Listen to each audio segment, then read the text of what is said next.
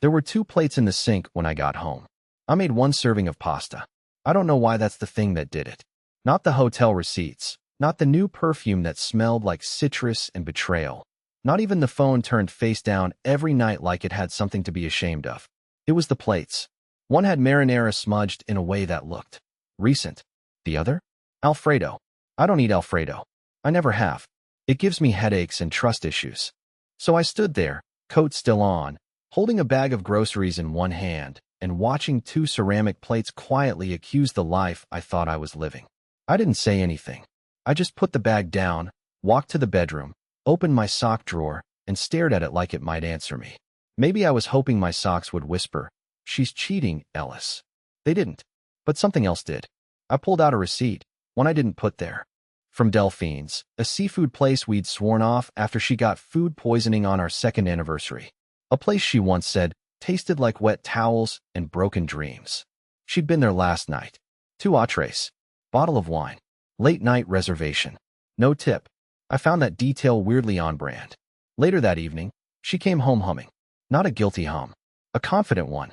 The kind you hum when you just aced a presentation or got away with something. Her keys hit the table. Her heels hit the floor. And my heart hit the bottom of my stomach. "Hey babe," she said, kissing the side of my head like I was her golden retriever. I watched her open the fridge, grab a lime soda. She only drinks lime soda when she's trying to cut back on alcohol. Another lie dressed in citrus. "Did you eat already?" I asked. She blinked. Just for a second. Micro-expression. Mouth caught up before her eyes did. "Oh yeah, at lunch. With Heather. That Greek place downtown." Thought you said Heather had COVID." Beat. She did. She's better now." Another beat. "She recovered in 36 hours? She's boosted." It was such a stupid answer I nearly laughed. But I didn't. Because you don't laugh when a tornado is sitting at your dinner table, sipping your soda, and calling you babe. Instead, I made a mental note. Then another. Then 10 more. And that night, I started digging. Not because I wanted to catch her, but because I wanted to catch myself from becoming the man who stayed. I don't know what made me check under the spare tire. Maybe it was the way Camille started taking walks on Tuesdays, always Tuesdays, with her phone left conveniently on the charger. Or maybe it was because I started noticing small changes in her questions. Not the content, but the timing. She'd ask things like, "You still at the office?" Before I told her I was working late. Or, "Did you swing by Main Street today?" Before I mentioned anything about stopping for dry cleaning. They were casual, too casual, little darts dipped in honey. But they always landed in places she shouldn't have known. I gaslit myself for a week straight. Maybe she was just intuitive. Maybe I talked too much. Maybe I leave digital breadcrumbs I don't remember. Then one night, after her Tuesday walk, I waited until she fell asleep, sprawled diagonally across the bed like she hadn't just lied to me for the 10th time this month, and I slipped out to the garage. I pulled the flashlight app on my phone and started crawling through the interior of my own car like a burglar in a thrift store Honda. Glove box. Clean. Under the seats. Empty. I was about to give up when I remembered something I read online. Some post on a tech blog about discreet AirTag hiding spots. One was under the damn spare tire. I popped the trunk, unscrewed the wheel mount, and there it was. Round, white, stupidly innocent looking. Like a poker chip in the middle of a crime scene. My chest got tight. Not in a dramatic, movie heart attack kind of way. It felt more like guilt. Which was insane, because I wasn't the one hiding things in people's cars. I took it inside, wrapped it in tinfoil like the internet told me, and slid it into the freezer behind a bag of peas. That night, I didn't sleep. I just stared at the ceiling fan spinning above me like it was trying to hypnotize me into pretending this was normal. The next morning, Camille made coffee. She never makes coffee for me. Only when she's nervous. She added oat milk. I hate oat milk. I drank every drop. "You sleep okay?" she asked. I nodded. "You?" She shrugged. "Yeah, weird dreams." "What about?" She looked at me over the rim of her mug. "You were driving." My blood went cold. Just like that. No context. No setup. Just, "You were driving." That's when I knew. She was testing me. I smiled like a man who doesn't know his life is being dissected molecule by molecule. "Hope I didn't crash." She smiled back, and I swear to God it was the kind of smile people use when they're mentally measuring where your body will land if they push you off a balcony. After she left, I did 2 things. First, I drove to a hardware store 20 miles away, paid cash, and bought my own AirTags. Second, I followed her that Tuesday. Where she went. You wouldn't believe me if I told you. But you will. Following someone you love feels nothing like the movies. There's no cool music in your head, no sunglasses, no slick spy moves. Just you, sweating into your hoodie, praying your tires don't squeal too loud or that the red light doesn't betray you. I followed Camille on the third Tuesday of the month, the one she said she'd be going to Pilates and then errands, which I always found hilarious since she hates both sweating and crowds. But she never knew I planted the AirTag inside the liner of her gym bag. Not on the outside. Not in the zipper. Inside the actual fabric, behind a seam.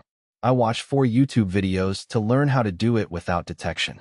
Turns out you can learn a lot about betrayal on the internet, and a disturbing amount of it is advertised with upbeat music and affiliate links. She didn't drive to the gym. Didn't even pretend. She got on the highway heading north, past the exit that would have taken her downtown, and kept going. I stayed 2 cars behind, heart doing this slow, painful jazz drum solo in my chest. Every time she switched lanes, I flinched. Every time she looked in the rearview mirror, which she did a lot, I turned my head and pretended to yawn. After almost 90 minutes of backroads and tree-lined emptiness, she pulled into a gravel driveway I'd never seen before. A wooden sign hung loosely off a post near the entrance. Lake Kinau Retreat. It didn't look like a retreat. It looked like a rehab clinic that ran out of funding halfway through construction. Gray siding. Fog over the lake. One canoe that looked like it hadn't been moved since Nixon resigned. She got out of the car like she'd done it before, with confidence. No checking GPS. No hesitation. She knocked twice on the door of cabin 4. It opened. A man stepped out. Tall. Bearded. Flannel shirt. His silhouette reminded me of something I'd seen once in a dream that didn't end well. He didn't kiss her. That surprised me. He hugged her. A long hug. The kind you give to someone after a funeral, not a fling. I took a photo. My hand was shaking so hard I had to take another. I watched them sit outside with coffee mugs. He lit a fire. She laughed. Not loud. Not animated. It was the kind of laugh you use when your walls are down and you're no longer pretending. She'd never laughed that way with me. Not even when we were good. I couldn't take it anymore. I drove off, pulled into a turnout a mile up, and screamed into my steering wheel. Not because she was cheating, I think I already knew that, but because this wasn't cheating. It was something worse. It looked like comfort. It looked like home. And I suddenly realized I wasn't competing with excitement, or sex, or attention. I was competing with peace. And peace always wins.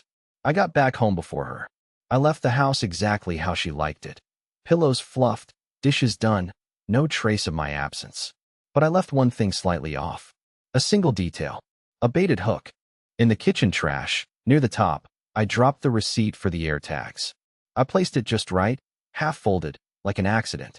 That night, she came home late again, showered, and sat on the bed checking her phone with this distant look like I was someone she used to know in high school. She didn't mention the receipt. She didn't say a word about Lake Kinau. She kissed me on the cheek, turned off the light, and rolled over. But I didn't sleep, because I knew something she didn't. The man in the cabin? He wasn't her affair. He was her brother, who died in 2019. So now I'm asking questions she'll never see coming. I didn't bring it up the next day, or the next.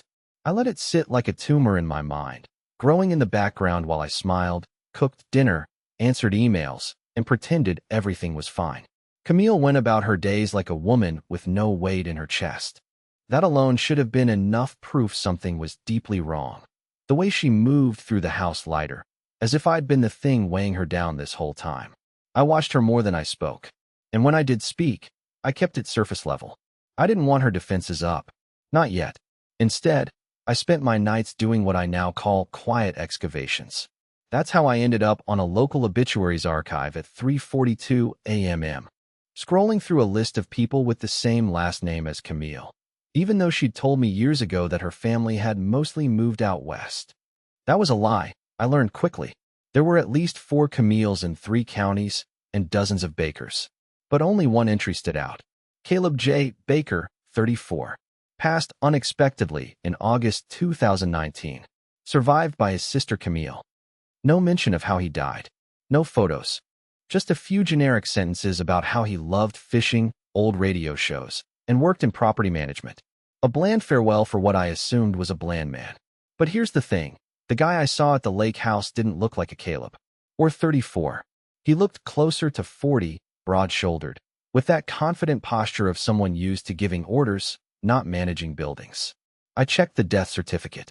It listed a heart attack. In his sleep. I kept reading the line over and over like it might suddenly confess something different. My thoughts were tripping over themselves. Had Camille lied about her brother being dead? Was he not dead at all? Or was that man someone else entirely? There was only one way to find out. I drove back to Lake Kinau the following Thursday. Parked farther this time, walked the last half-mile on foot. I brought a DSLR I'd borrowed from a coworker and camped out in the woods like some obsessed wildlife photographer. Cabin 4 had its lights on again. Around 6:15 p.m. she pulled up, alone this time. No flowers. No food. Just her, a book, and a bottle of red wine. At 6:22 p.m. he walked out again.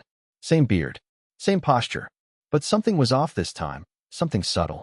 He had a scar across his left cheekbone that wasn't there the last time. Or maybe it was, and I missed it. He didn't hug her this time. He didn't even speak. He just opened the door, stepped aside, and let her in. I took 23 photos. High resolution. Full zoom. When I got home, I ran one through a reverse image search, and there it was. Not Caleb. Not her brother. Vincent R. Doran. Arrested in 2015 for securities fraud. Disappeared in 2017. Declared legally dead in 2020. I clicked through forums, old court case summaries, even Reddit conspiracy threads where his name came up in connection to an embezzlement case tied to a tech shell company in Vermont. And now here he was. Alive. Opening a door for my wife like it was routine. This wasn't infidelity anymore. This was something else. Something layered. Camille hadn't just lied about an affair. She'd created an entire alternate life with a man who wasn't supposed to exist. And suddenly I realized I was out of my depth. She wasn't cheating. She was hiding. And if she was hiding him, maybe she was hiding from someone else, too. I stopped sleeping after that. Because now it wasn't just about betrayal. It was about survival. It was almost poetic, the way it happened. Like the universe had gotten tired of watching me spiral in silence and decided to toss me a bone. Camille never left her laptop open. Ever. She was obsessive about locking it, shutting it down, password protecting every inch of her digital life. And yet, on a rainy Tuesday afternoon, while she showered after a supposed charity brunch, she left it open. No password screen. No browser closed. Just sitting there, humming softly on the kitchen table, as if daring me to look. And I did. I shouldn't have. Not because I regret it. I don't. But because once you read someone's secrets, you don't get to unknow them. You don't get to unfeel the free fall that starts behind your ribcage when you realize the person you share a bed with is living a second life with more complexity than your real one. There was a folder, buried 4 layers deep, titled Paperwork, CVs, Q4. A boring name. Exactly the kind of thing no one would click unless they were looking. Inside were PDFs, Word docs, invoices, and then a text file. Exit notes. TXT. I hesitated, then opened it. What I found inside wasn't a diary. It wasn't a plan. It was a checklist. A cold, methodical, frighteningly clear roadmap. Phase 1. Cover identity for V. Phase 2. Lake house secured. Phase 3. Documents rerouted. Montpelier PO confirmed. Phase 4. Timeline scrub of Caleb. Obituary plus SSN purge request submitted. Phase 5. Burn backup drive. Still pending. Phase 6. Departure window equals January 3rd to 10th. My hands were shaking. I felt this weird sensation behind my eyes, like my body was trying to produce tears, but couldn't decide if this was grief or fear or some cocktail of both. I stared at the screen for a full 5 minutes, just rereading departure window equals January 3rd to 10th, like it was going to suddenly become a typo. They weren't having an affair. They were preparing to disappear. Together. Which made one thing very, very clear. I was a liability. A loose end. And Camille, my Camille, the woman who once cried when a bird hit our window, had written burn backup drive like she was deleting an old tax file. I went cold all over. She wasn't just deceiving me. She was managing me. Keeping me calm, docile, unsuspecting. Like you would with a sick dog you haven't told the vet appointment is the appointment. That night, I didn't confront her. I couldn't. I needed to know more before I made a move. I took photos of the screen, emailed them to a burner account I created that same hour, and deleted every trace of it from the laptop before logging it out. I even adjusted the lid angle to match how she left it. I felt like I was playing chess against a ghost, one that already knew my next 4 moves. When she came out of the shower, wrapped in a towel and humming something under her breath, I just smiled. Asked her how the brunch was. She lied. Of course she lied. I didn't flinch, but something in her eyes flickered. Just for a second. A hesitation. Like she sensed something in the air had shifted. Predators have instincts like that. And I was starting to think I'd never actually known who she was. Not really. Maybe no one had. 1 hour later, she casually asked if I was using her laptop for anything. Said it had been a little warm earlier. I lied and said no. She smiled and nodded, but her hand lingered on the lid longer than necessary. That same night, she updated her Mac firmware, which meant she knew, or at least suspected. The game had officially begun.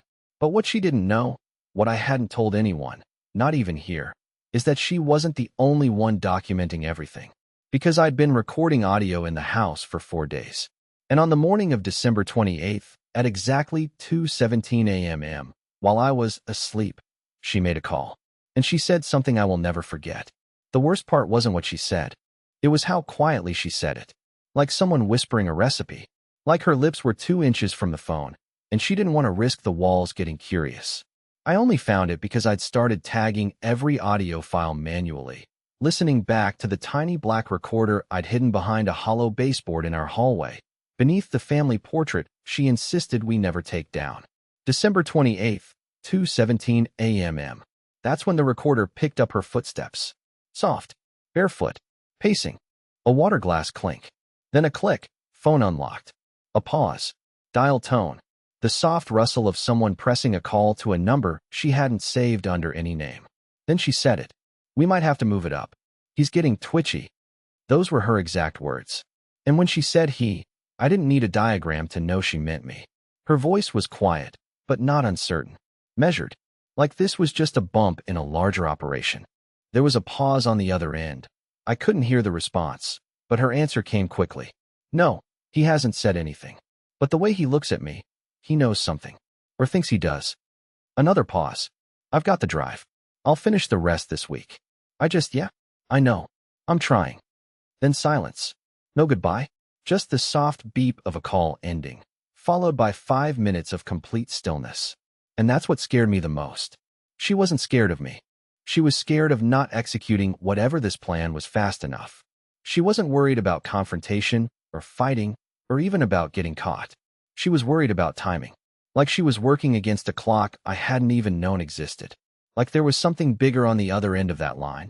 Someone pulling strings I hadn't seen yet. That night, I sat on the floor of the garage with the recorder in my hand and realized I wasn't afraid of losing her anymore. I was afraid of surviving her. Everything around me suddenly felt staged. The wedding photo on the fridge. The stupid magnets from vacations we didn't enjoy. The laundry she'd folded earlier that day, meticulously, like a person who wanted no loose threads. I remember staring at the socks. Why would someone fold socks so carefully if they were planning to vanish? Unless, it was never for me. Maybe she folded everything for herself. Or for the narrative. The illusion. Because messy people don't just disappear without notice. But tidy ones. Tidy ones vanish into clean lines and pre-written lies. I needed to know what the rest meant. I've got the drive. I'll finish the rest this week. What was the rest? I stopped sleeping again. Not out of fear this time. Out of calculation. I was doing mental math every hour. January 3rd to 10th was the window. Today was December 29th. If she was accelerating the timeline, I might have days, not a week. The next morning, I called out of work. Faked a stomach bug. She left around 11 a.m. Said she was headed to a final fitting for a New Year's dress I had never seen. I waited 15 minutes. Then I went upstairs. Closet. Nothing. Luggage. Normal. Then the attic. She never used the attic. It creeped her out. Too dusty. It smells like rotting insulation, she used to say. But the ladder was already down when I got there. And when I climbed up, heartbeat like a metronome set to paranoia, I found a black duffel bag. Inside, a prepaid phone. Keys. Burner license. 2 passports. One with her name. One with someone else's. but both had her face. I felt my hands go numb. My knees wobbled. I sat on a box labeled ZMAS 2017 and just stared at the IDs like they were mocking me. This wasn't about cheating. It never had been. She was planning an escape. From me? Maybe. From someone else? Likely. But either way, I was never supposed to see those passports. I was never supposed to know. And now I had 3 days before she disappeared. 3 days to find out who she really was. Or 3 days before I became another footnote in a missing persons report she helped file. She didn't see me. I know because I practiced for this. I timed how long it took her to lock the front door. I knew which turns she made when she wasn't in a hurry. And on December 30th, just after noon, she was moving slower than usual. Not lazy, but deliberate, like someone rehearsing their steps. She had a black duffel in her trunk. Not the one from the attic. A different one. Smaller, but not small enough. She didn't head downtown. She didn't take the highway. She went west, toward the industrial park, past the old meatpacking facility they turn into tech co-ops. She pulled into a storage lot called Pine Depot Storage and RV. I parked 3 spaces back, behind a battered pickup truck that looked abandoned. It was cold. Not cold enough for snow, but the kind of cold that bites just beneath your skin and makes you wonder if you're about to do something irreversible. Camille used a keypad on the far gate. Not the main one, the private entrance around the back. I waited a few minutes, then followed on foot, phone camera already open, nerves rattling like cut wires in my chest. I didn't get too close. I just tracked her to Unit 117B. She looked around, not paranoid, just alert, and rolled up the door halfway before ducking inside. I waited 7 minutes. I timed it. She didn't come out. I approached slowly. Every footstep sounded like it was made of glass. I stayed low, crouched beside a van parked near the row, and angled my phone through the small ventilation slit in the back of the unit. Inside wasn't what I expected. There weren't boxes or furniture or seasonal junk. The unit was clean, cleared, sterile. 1 desk, 1 chair, a table, 2 suitcases, a folding lamp, and a whiteboard. She stood in front of the whiteboard, writing with a red marker. From my angle, I could only make out a few words. Lapse 01. Triggers. Assets secured. Erase 1/3. Finalize. She turned, walked to one of the suitcases, unzipped it, and took out a hard drive. She held it with both hands like it weighed more than it should. Not physically, emotionally, reverently, like a priest with a relic. I didn't breathe for a full 30 seconds. Something about that moment rewired the way I understood her.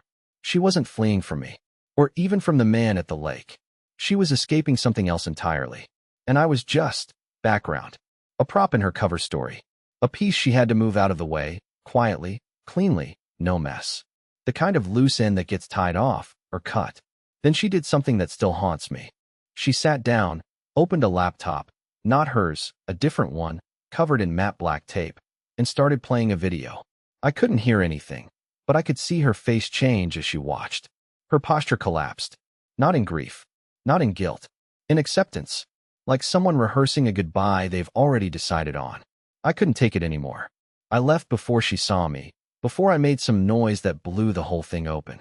I drove back in complete silence. No music, no podcasts, just my breath, and the sharp realization that I'd never really loved Camille. I had loved the idea of her. And whoever this woman was, she had buried that idea 6 feet underground without a headstone. When she came home that night, she smelled like dust and cold steel. She poured wine, sat next to me on the couch, laughed at a reality show, and somewhere between her second sip and her third fake chuckle, she said, "I've been thinking, maybe we should take a trip. Just you and me." I nodded, like I always did. But inside, something finally clicked into place. I wasn't just being manipulated. I was being erased. I didn't sleep that night. I just stared at her back while she slept, perfectly still, breathing slow and even. And I wondered what was in that hard drive. Because if my name was on it, there was only one way this ended. January 2nd was quiet. Almost too quiet. Like the air itself was waiting. She woke up smiling that day, humming in the bathroom, eating toast like nothing was lurking beneath the floorboards. I watched her closely, but not with suspicion anymore. That part of me had already burned out. I was watching the way a man watches the final act of a play he already understands, looking for meaning in the performances, not the plot. Her suitcase was packed by noon. She told me she had a branding seminar 2 states over, that she'd be gone until the 5th. I smiled, said it sounded great. She asked if I wanted anything from the road. A keychain, maybe. I said, surprise me. What she didn't know is that while she was packing, I was unpacking everything. Digitally, physically, legally. I had already hired someone, not a private eye, but someone better. A forensic accountant who specialized in identity fraud. I handed him the contents of the black duffel from the attic 2 days prior. The burner license. The passports. The fake name. He ran it all while I stalled. And here's the twist I didn't expect. Camille wasn't the villain. Not entirely. The man at the lake? Vincent R. Duran? He had faked his death, but not alone. Camille was part of the disappearance, yes, but not because she was in love with him. Because he had threatened her. Years ago, before we even met. Back when she worked for a boutique PR firm in New Haven, she uncovered a shell account tied to missing corporate funds. He was the CFO. And when she brought it up internally, he came to her house at night. No violence. No yelling. Just a whisper through her mail slot. You speak again, and you disappear with me. She ran. Changed cities. Changed jobs. Changed herself. Until she met me. And she tried to live a normal life. But apparently, Vincent found her again. And this time, he wasn't giving her a choice. He was calling in the escape plan she'd never agreed to but always feared. I learned all of this from the files my contact pulled together the night of January 2nd. I finally had truth. And a choice. That night, she went to bed early. Told me she was nervous about the trip. I told her to rest. I stayed up, sitting in the dark at the kitchen table, going over her exit notes. TXT one last time. There were no lines about hurting me. No plan to erase me. She just needed me out of the way, for her to survive. And I understood. So I did something she never expected. I helped her. I packed a small bag. Left her a note. Nothing dramatic, just. I figured it out. You don't need to be afraid anymore. He won't find you. He'll be found instead. I promise. Then I took the backup drive, the documents, and the full digital trail of everything she'd ever been forced to fake, and handed it all to the federal agent my contact arranged through a quiet whistleblower channel. They'd been looking for Vincent for years. By the time Camille reached the cabin on January 3rd, he was already in custody. She never came back home. Not because she was running, but because she didn't know how to return to a life built on fear. And honestly, I didn't blame her. I got a postcard 2 months later. No return address. Just a photo of a sunflower field and one sentence. You saved me. I didn't deserve it. But you did anyway. I keep it in my wallet. Not as a symbol of love, but as a reminder that sometimes, when you look into the abyss, and it looks back, you don't have to fall in. Sometimes you step away, quietly, with your dignity intact and your heart still, barely, beating. I'm okay now. Better, even. Therapy helps. Good friends help more. And the truth? It's the best cure.